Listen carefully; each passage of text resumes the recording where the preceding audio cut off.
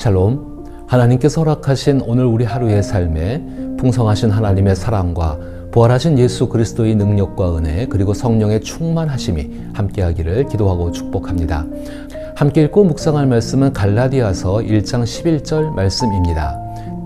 형제들아, 내가 너희에게 알게 하노니 내가 전한 복음은 사람의 뜻을 따라 된 것이 아니니라. 아멘. 저는 오늘 이 한 절의 말씀을 통하여서 복음에 대한 확신에 대해서 생각해 보고자 합니다.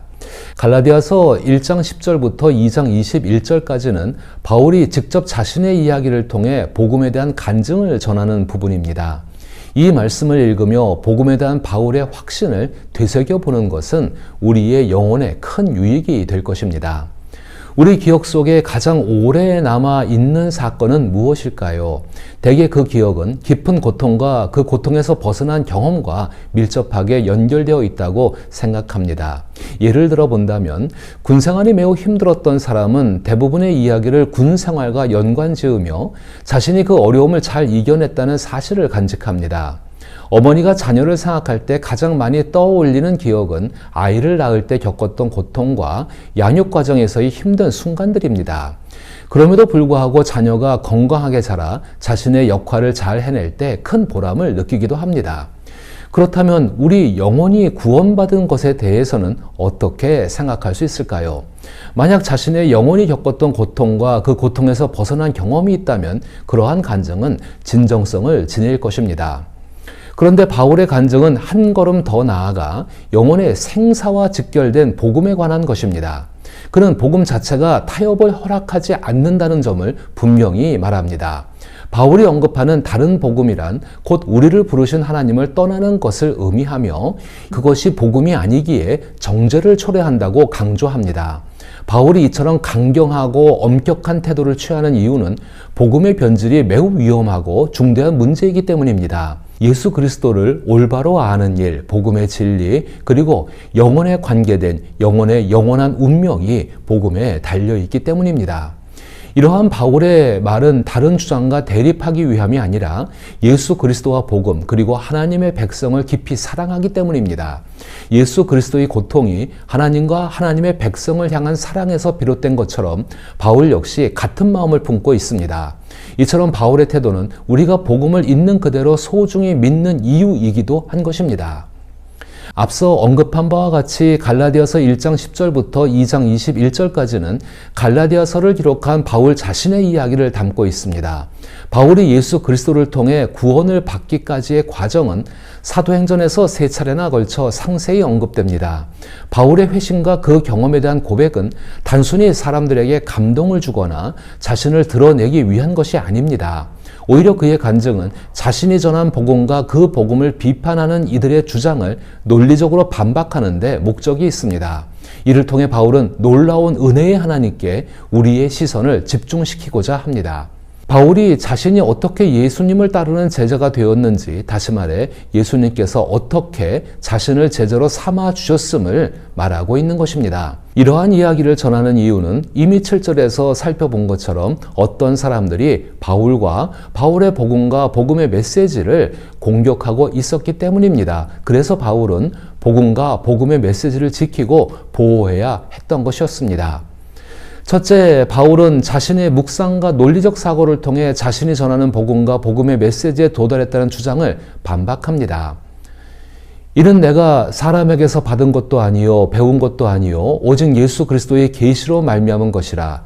내가 이전에 유대교에 있을 때에 행한 일을 너희가 들었거니와 하나님의 교회를 심히 박해하여 멸하고 내가 내 동족 중 여러 영갑자보다 유대교를 지나치게 믿어 내 조상의 전통에 대하여 더욱 열심히 있었으나.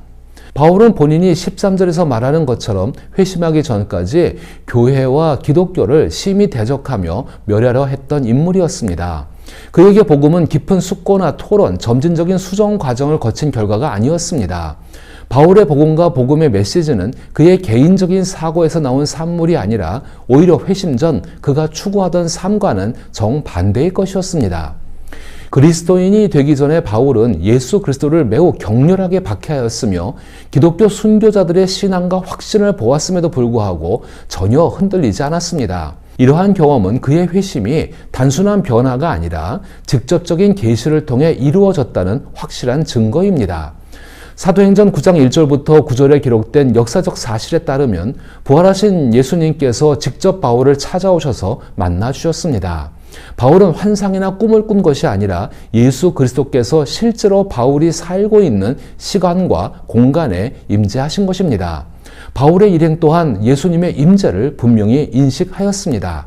이로써 바울은 이전의 사도들처럼 예수 그리스도로부터 직접 부름을 받은 사도가 될 수 있었습니다. 둘째, 바울은 자신이 전하는 복음과 그 메시지가 예루살렘의 기독교 지도자들에게서 배우거나 전해 들은 것이라는 어떤 사람들의 주장을 반박합니다. 갈라디아서 1장 15절부터 19절까지의 말씀에서 이를 더욱 분명히 확인할 수 있습니다. 그러나 내 어머니의 태로부터 나를 택정하시고 그의 은혜로 나를 부르시니가 그의 아들을 이방에 전하기 위하여 그를 내 속에 나타내시기를 기뻐하셨을 때에 내가 곧 혈육과 의논하지 아니하고 또 나보다 먼저 사도된 자들을 만나려고 예루살렘으로 가지 아니하고 아라비아로 갔다가 다시 다메섹으로 돌아갔노라. 그 후 3년 만에 내가 게바를 방문하려고 예루살렘에 올라가서 그와 함께 15일을 머무는 동안 주의 형제 야고보 외에 다른 사도들을 보지 못하였노라. 바울이 활동하던 당시 예루살렘 교회는 기독교 신앙의 중심지 역할을 했습니다. 바울은 회심한 후 바로 예루살렘에 가지 않았으며 3년이 지나서야 처음으로 예루살렘을 방문했습니다. 그때도 그는 예루살렘에 있는 지도자들에게서 그리스도인으로서의 삶에 대해 특별한 교육을 받지 않았습니다. 그러나 바울이 예루살렘 사도들을 여러 차례 언급한 점을 보면 일부 사람들은 그가 복음과 그 메시지를 예루살렘 본부에서 교육을 받았다고 주장했던 것으로 보입니다. 이러한 어떤 사람들의 주장을 따르면 우리도 예루살렘 본부에서 교육을 받았다. 분명히 바울은 너희에게 모든 내용을 다 전하지 않았다. 하나님을 기쁘시게 하려면 너희가 반드시 해야 할 일이 더 있다라는 논리도 가능해지기 때문입니다. 셋째로 바울은 자신이 하나님께 받은 복음과 복음의 메시지가 다른 사도들이 예수 그리스도로부터 직접 받은 복음과 복음의 메시지와 일치함을 증언합니다. 다시 말해 바울이 전하는 복음과 그 메시지는 예수님과 함께 생활하며 직접 말씀을 들은 순수한 사도들의 가르침과 동일하다는 뜻입니다. 즉 바울의 복음은 예수 그리스도로부터 직접 받은 것임을 강조하는 것입니다. 그 후 3년 만에 내가 게바를 방문하려고 예루살렘에 올라가서 그와 함께 15일을 머무는 동안 주의 형제 야고보 외에 다른 사도들을 보지 못하였노라. 보라, 내가 너희에게 쓰는 것은 하나님 앞에서 거짓말이 아니로다. 그 후에 내가 수리아와 길리기아 지방에 이르렀으니 그리스도 안에 있는 유대의 교회들이 나를 얼굴로는 알지 못하고 다만 우리를 박해하려던 자가 전에 멀리하려던 그 믿음을 지금 전한다함을 듣고 나로 말미암아 하나님께 영광을 돌리니라. 베드로와 야고보 그리고 유대 지역의 여러 교회들은 23절과 24절에서 언급된 바와 같이 하나님께서 바울에게 행하신 일과 그에게 주신 메시지를 통해 하나님께 영광을 돌렸습니다. 바울은 직분을 다른 사도로부터 위임받거나 메시지를 전해 듣지 않았지만 그가 전하는 복음과 복음의 메시지는 부활하신 주님으로부터 다른 사도들이 받은 것과 일치했습니다. 따라서 바울은 예수 그리스도의 증인으로서 충실히 살아갔습니다. 이러한 삶에 대해서 예수님은 이미 누가복음 24장 45절로부터 49절을 통해 말씀하셨습니다. 이에 그들의 마음을 열어 성경을 깨닫게 하시고 또 이르시되 이같이 그리스도가 고난을 받고 제3일에 죽은 자 가운데서 살아날 것과 또 그의 이름으로 죄사함을 받게 하는 회개가 예루살렘에서 시작하여 모든 족속에게 전파될 것이 기록되었으니 너희는 이 모든 일의 증인이라. 볼지어다 내가 내 아버지께서 약속하신 것을 너희에게 보내리니 너희는 위로부터 능력으로 입혀질 때까지 이 성에 머물라 하시니라. 바울의 이러한 간증으로 인해 다음과 같은 주장들은 설득력을 잃게 됩니다. 그것은 바울의 생각이며 우리 역시 같은 생각을 가지고 있습니다. 바울의 메시지는 무난하지만 다소 불충분한 면이 있습니다. 이는 바울 개인의 메시지일 뿐 예루살렘 교회의 가르침과는 차이가 있습니다. 우리가 전하는 메시지는 예루살렘 교회의 모든 가르침을 담고 있습니다. 이러한 터무니없는 이야기는 바울의 간증에 의해서 모두 아무것도 아닌 것이 되어져 버린 것입니다. 이처럼 바울이 전한 복음과 복음의 메시지는 11절의 말씀처럼 사람의 뜻을 따라, 즉 인간의 뜻에 의한 것이 아닙니다. 바울의 간증 속에는 분명한 기준인 다림줄, 즉 판단의 잣대가 존재합니다.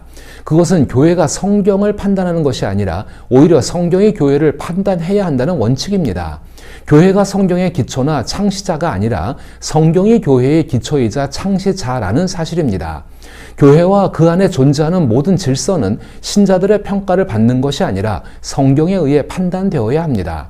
또한 우리의 개인적인 경험도 진리의 기준이 될 수 없습니다. 우리의 감정이나 신념으로 성경을 해석하는 것이 아니라 성경을 통해 우리의 경험을 평가해야 합니다. 복음은 이러한 판단의 기준이며 복음은 은혜의 하나님께 우리의 시선을 돌리게 합니다. 진실한 그리스도인이었던 바울의 삶과 그의 간증은 성경의 진리와 복음의 핵심을 깊이 있게 드러냅니다. 우리 각자는 자신의 경험이나 생각을 진리의 기준으로 삼기보다는 복음에 대한 확신을 가지고 성경 말씀에 비추어 자신의 삶을 돌아보고 평가해야 함을 잊지 말아야 할 것입니다. 복음은 은혜의 하나님께 시선을 돌리게 하며 하나님께서 우리에게 주신 사랑과 진리를 겸손히 받아들이도록 인도합니다. 그러므로 우리는 바울이 보여준 간증의 태도를 마음에 새기고 복음의 메시지가 우리 삶 속에서 더욱 풍성한 열매를 맺을 수 있도록 최선을 다해야 합니다. 우리의 믿음과 실천이 개인적인 감정이나 생각에 머무르지 않고 오직 말씀을 기준으로 삼아 하나님께 영광을 돌리는 삶이 되기를 소망합니다. 또한 항상 성경을 기준으로 삼아 교회와 자신의 삶을 돌아보며 겸손한 마음으로 복음의 진리를 따라 걸어갈 수 있기를 기도하며 축복합니다.